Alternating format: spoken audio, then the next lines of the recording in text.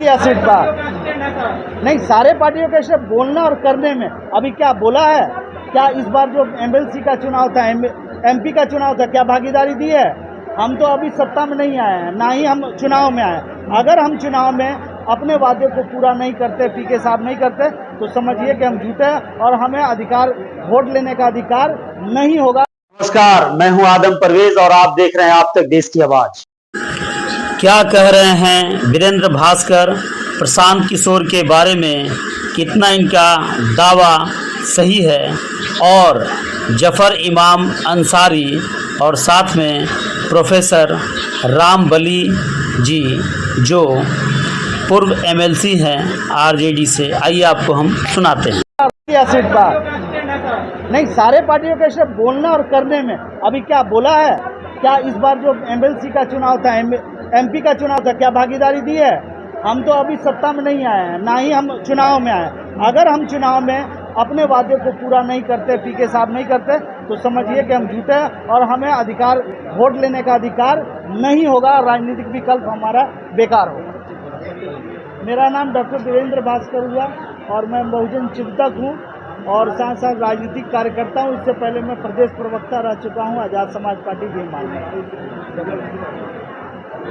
हमारा ये कहना है कि नागरिक मंच जो है हम लोगों ने जन स्वराज में मर्ज कर दिया, और आज जो स्थिति है, जो बिहार की, पर्टिकुलर इन बिहार की जो स्थिति है, पिछले 30-35 साल से जो स्थिति जो है बहुत भयानक है और बहुत खराब स्थिति में है। अफसरशाही पूरे तौर पर है, उद्योग धंधा पूरे तौर पर बंद हो गया है, कहीं किसी का कोई विकास नहीं है। धार्मिक उन्माद के नाम से एक पार्टी काम कर रही है, जो हम लोग उसको, उस चीज़ को हम लोग विरोध करेंगे और हम जन स्वराज के माध्यम से हम प्रशांत किशोर के हाथ को मजबूत करेंगे।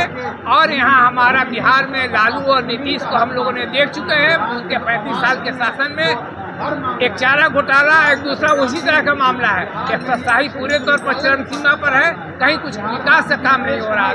तमाम स्थितियाँ खराब स्थिति में चली गई। संभावना हम इसको लेकर रह रहे हैं कि आज इस जन स्वराज के माध्यम से हमारी आशंका है, हमारी उम्मीद है कि हम अपने लक्ष्य को पूर्ति करेंगे और हम इस पूरे संघर्ष में हम उनको साथ देंगे। यही हमारी। मेरा नाम जफर इमाम अंसारी हुआ। अगर प्रशांत किशोर को चुनाव के बाद, 2025 के चुनाव के बाद मौका मिल जाता है, समीकरण बन जाता है कि अगर प्रशांत किशोर किसी दल में सड़ जाते हैं, इन्हें मुख्यमंत्री बनाया जाएगा, ऐसे में क्या भारतीय जनता पार्टी या एनडीए या फिर महागठबंधन में से ये समझौता करेंगे उस समय? देखिए, प्रशांत किशोर जी ने एक बार नहीं अनेक बार कई मंचों से कहा है कि हम 243 सीट पर लड़ेंगे, 242 भी नहीं, 243।